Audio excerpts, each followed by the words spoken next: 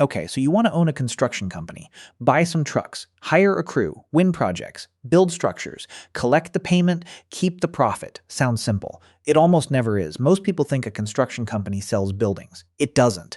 Buildings are merely the visible outcome of something far less obvious. The real product is coordination under uncertainty. Every project depends on hundreds of moving decisions involving labor, materials, equipment, weather, permits, financing, subcontractors, inspections, and time. One delayed delivery can idle dozens of workers, while one design change can ripple through an entire schedule. That means success is rarely determined by who pours the best concrete or installs the strongest steel. It is determined by who manages risk more efficiently than competitors. Every estimate is a prediction. Every contract is a negotiation with uncertainty. Every deadline carries financial consequences. This is why construction companies can appear busy while quietly losing money, and why firms with fewer projects sometimes earn more than rivals building twice as much. The economics reward disciplined execution, not constant activity. Before the first foundation is excavated, the owner must assemble expensive capabilities that customers rarely notice. The trucks, specialized equipment, estimating software, insurance, experienced supervisors, and financial reserves all exist before a single invoice is sent. That hidden investment shapes every future decision. Understanding those upfront commitments is the first step toward understanding why opening the business demands far more capital than most entrepreneurs ever expect, even before winning the first paying client contract. Opening a construction company begins long before the first crew arrives on a job site. Even a relatively small general contractor can spend hundreds of thousands of dollars before bidding competitively.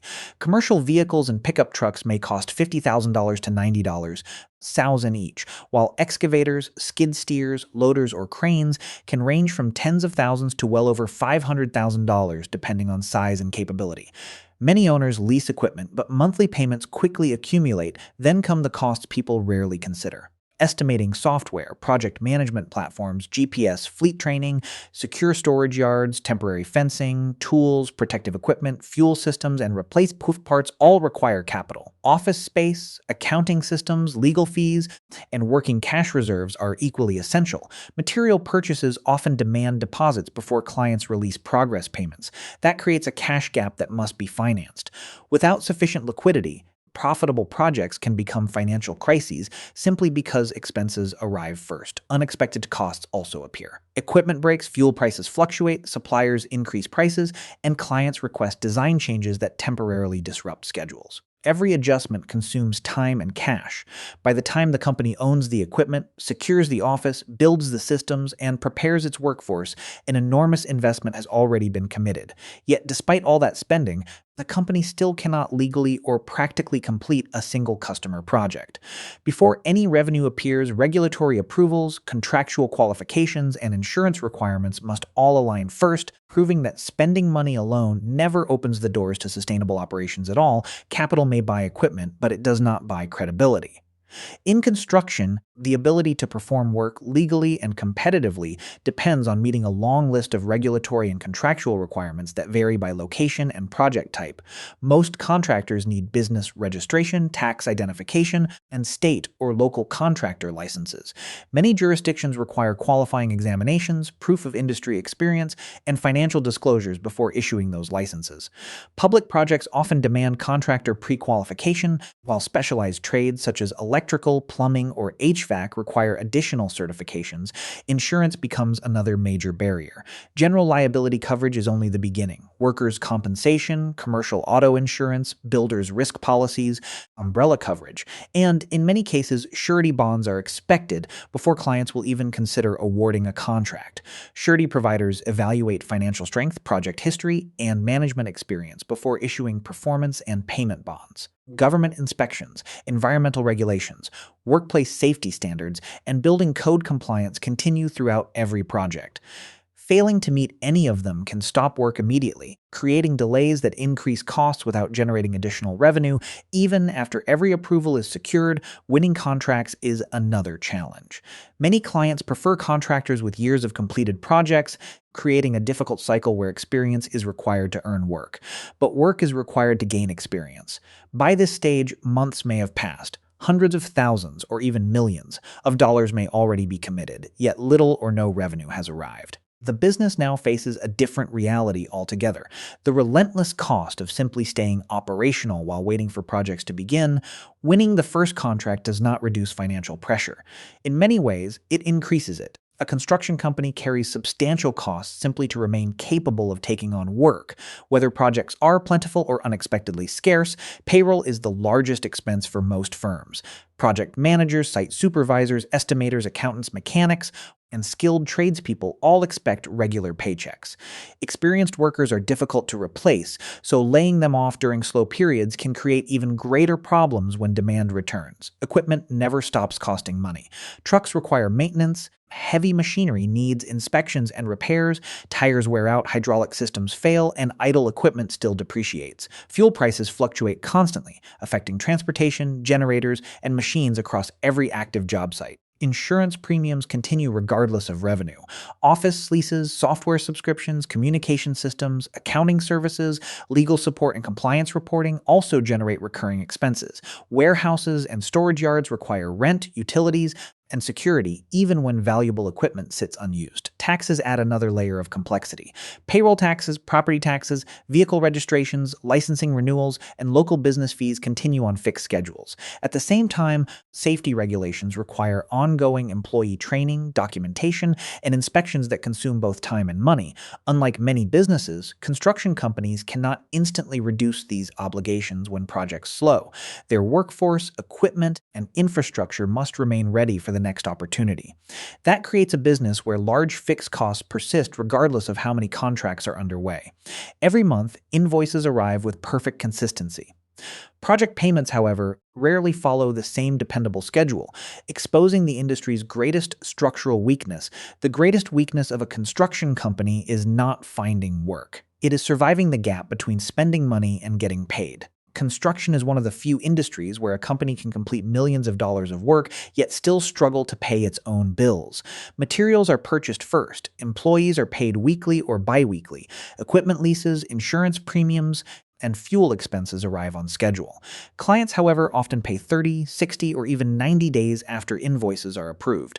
If inspections are delayed or disputes arise over change orders, payments can take even longer. That timing mismatch creates enormous pressure on cash flow. A company may appear profitable on paper while running dangerously low on cash. To bridge the gap, many contractors rely on lines of credit, increasing interest costs and financial risk. Competition makes the problem worse. Winning contracts frequently means submitting the lowest acceptable bid. A small estimating error, an unexpected rise in material prices, or several weeks of bad weather can erase the entire profit margin. Since many contracts are fixed price agreements, the contractor often absorbs those additional costs instead of the client. Economic slowdowns add another layer of uncertainty. Rising interest rates reduce commercial development and slow housing markets, shrinking the number of available projects, while more contractors compete for fewer opportunities. This explains why construction consistently records one of the highest business failure rates in many economies. A company offered for sale at a surprisingly low price is rarely a hidden bargain. More often, it is a business whose financial pressures have simply become someone else's burden, waiting for a new owner. The biggest misconception about construction is that profit comes from completing projects. In reality, profit comes from pricing risk more accurately than competitors while managing cash flow better than everyone else. Every successful contractor understands that revenue and profit are not the same thing. A project worth $10 million may produce only a modest margin after labor, materials, subcontractors, equipment, insurance, financing, and overhead are paid. Industry net profit margins often fall between 3 and 8%, leaving little room for expensive mistakes. The strongest companies improve those margins through operational efficiency rather than simply charging higher prices. Accurate estimating reduces costly surprises. Long-term supplier relationships lower material costs. Well-planned schedules minimize idle labor and equipment. Experienced project managers prevent delays that quietly consume profits every day. Cash flow becomes an equally important profit center. Progress payments, retainage releases, and contract terms determine how much working capital the company must finance itself. Contractors that negotiate favorable payment schedules can often outperform competitors, earning similar margins simply because they require less borrowed money, recurring maintenance contracts, renovation work, And repeat commercial clients also create more predictable income than constantly chasing one large project after another. Stability frequently proves more valuable than rapid expansion. Yet even the best managed construction company cannot control the variable that influences every estimate: future conditions. Material prices can surge unexpectedly, labor shortages can increase wages, severe weather can halt projects, and clients can postpone developments as financing becomes more expensive. The costs remain largely committed, the revenue, and ultimately the profit rarely does. That reality has shaped the fortunes of even the world's largest construction firms. One of the clearest examples of construction economics overwhelming even a giant business is the collapse of Carillion. For years, the British Construction and Facilities Management Company appeared to represent exactly what success looked like. It secured major government contracts, built highways, hospitals, rail infrastructure, and commercial developments, while employing more than 40,000 people worldwide. Its growing order book convinced investors that future revenue was virtually guaranteed. The strategy seemed logical. Win large, long-term contracts, keep expanding, and spread overhead across an increasing number of projects. From the outside, the company looked diversified and resilient. Size itself appeared to be a competitive advantage. The weakness, however, was hidden inside the contracts. Many projects were won with extremely thin margins, leaving little protection against delays, rising costs, or design changes. As several large projects encountered problems, expected profits disappeared while obligations remained. The company also depended heavily on future cash flows from contracts that became increasingly difficult to deliver profitably. In 2017, Carillion announced massive write-downs totaling hundreds of millions of pounds on troubled projects. Confidence evaporated. Lenders became cautious, suppliers demanded payment, and the cash flow that supported daily operations deteriorated rapidly. Despite reporting billions in annual revenue, the company entered compulsory liquidation in January 2018, with liabilities far exceeding its available cash. The lesson was never that construction itself is a flawed business, or that one executive caused the collapse. The deeper problem was structural.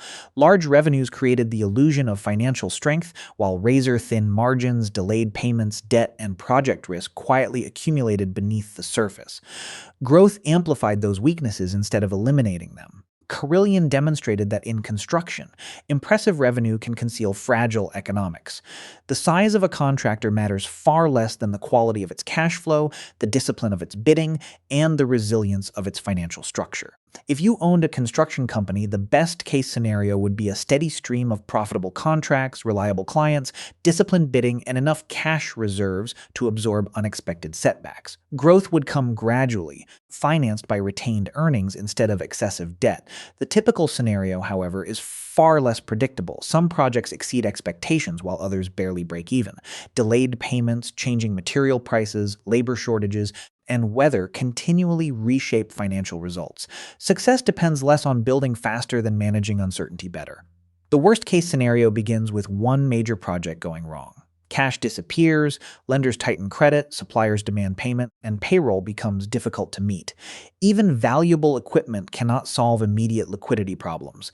Viewed economically, construction rewards patience, operational discipline, conservative financing, careful contract selection, realistic estimating, and relentless cash management. The companies that endure are not always the ones building the tallest towers or winning the largest bids. They are the ones protecting margins, preserving liquidity, and surviving inevitable uncertainty. A construction company isn't really a construction business. It is a risk allocation and cash flow management business that transforms capital, coordination, skilled labor, and uncertainty into completed assets only when every financial decision holds together until final payment.